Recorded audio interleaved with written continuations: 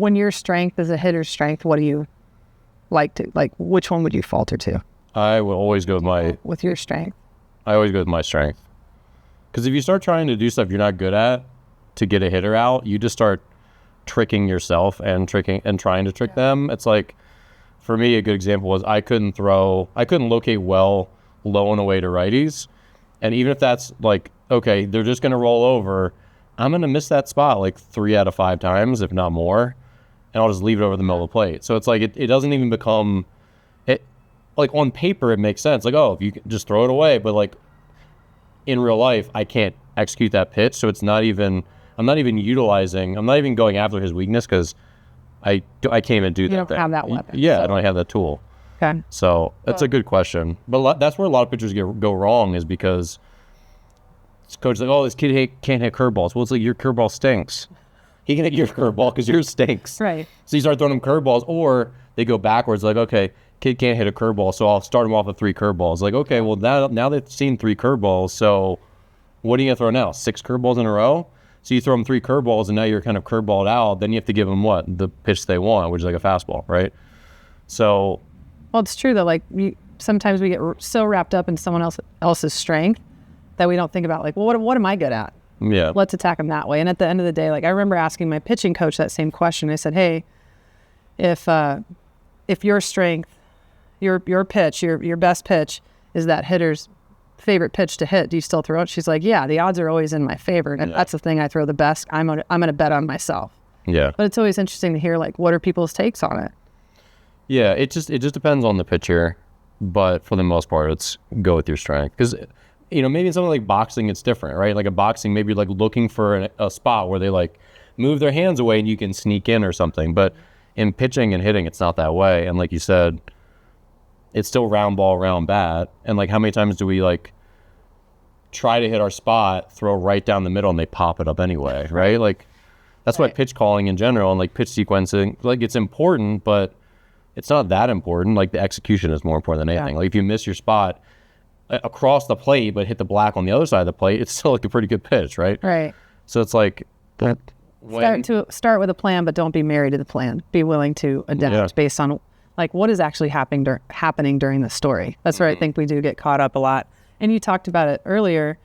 You're like, you can try to plan out a whole at bat, but in reality, you have to wait to see what happens, because the first pitch is going to dictate the second pitch, right? Like, if you're only going to throw him one changeup, but he looked like just total garbage, completely fooled on one changeup, like, you may show it again. Why not? Yeah.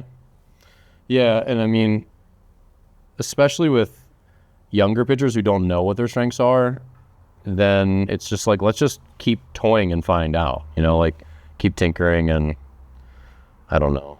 That's why I have such a problem with coaches calling pitches, especially for young pitchers. Like, they never learn what they're actually good at. And it's so unimportant to call pitches at that age anyway, because they throw one pitch, or they throw one pitch well, which is their fastball. And so it's like, what do we actually need all this extra expertise from the dugout to tell you to do? Like, don't throw it down the middle, like, throw it on the corner, like. And where do we don't have scouting reports. Even if we did, it still comes down to execution. Lots of major leaguers don't use scouting reports sometimes. So I like that you use the word expertise too. Like, most younger teams are coached by moms and dads that, man, you're lucky if they played high school anything. Like, it's great that they're coaching, but most people in amateur dugouts, they're not professionals, they're not experts. So why not develop the catcher more, the pitcher more, about thinking about what they're going to throw and why they're throwing it?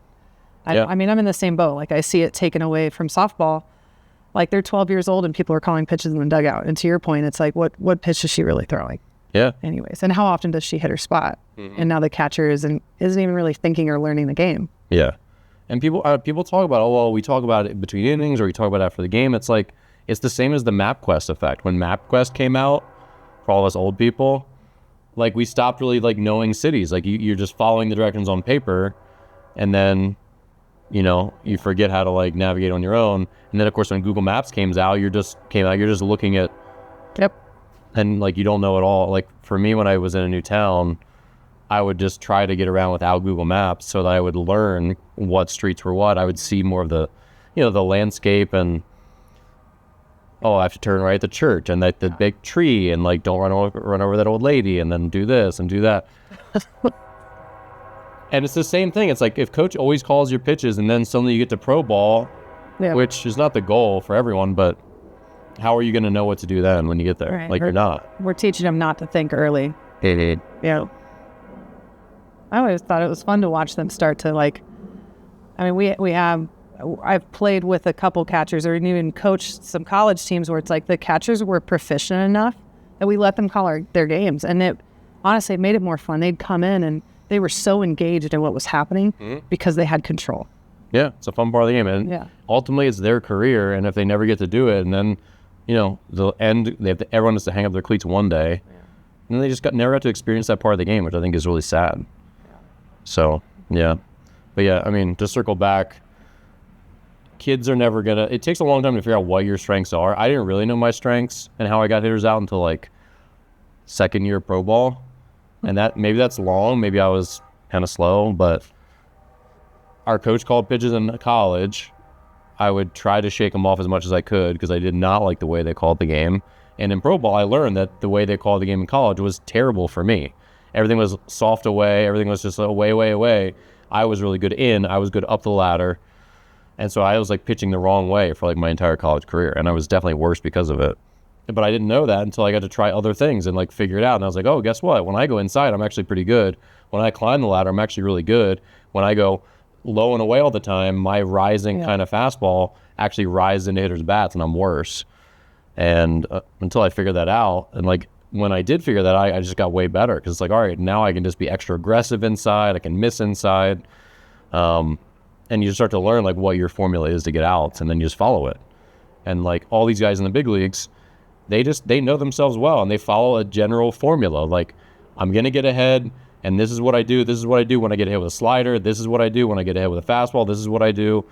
And, you know, like the scouting reports will say that stuff, but even then, they still get people out because, again, it's like pitching is hard to hit. So, like, it's not like you're going to reinvent yourself every time to, like, outrun the scouting reports either, you know? If they did that, everyone would be reinventing themselves all the time, and they'd be exhausted. But, like, a guy like Max Scherzer or Justin Verlander pitched 20 years, they're still doing mostly the same stuff that they're good at, and right? People know what they're going to do. That's what I always think is fascinating. It's like, I think it's such a good point. Like, know what you're good at and then stick with that. Like, I will talk to kids all the time. It's like, be great at what you are. Like, I mean, on the hitting side, you know, if you're 6 foot tall and you weigh 200 pounds, like, go ahead and pound the ball. But if I got a kid that's 135 and she's lightning fast, why shouldn't she try to lift the ball? Yeah. Like, be what you are and be great at it. Mm-hmm. And so those two guys, like, they've been pitching forever and they haven't come up with new tricks. They're just really, really good at a couple things. Old trick ponies. Yeah.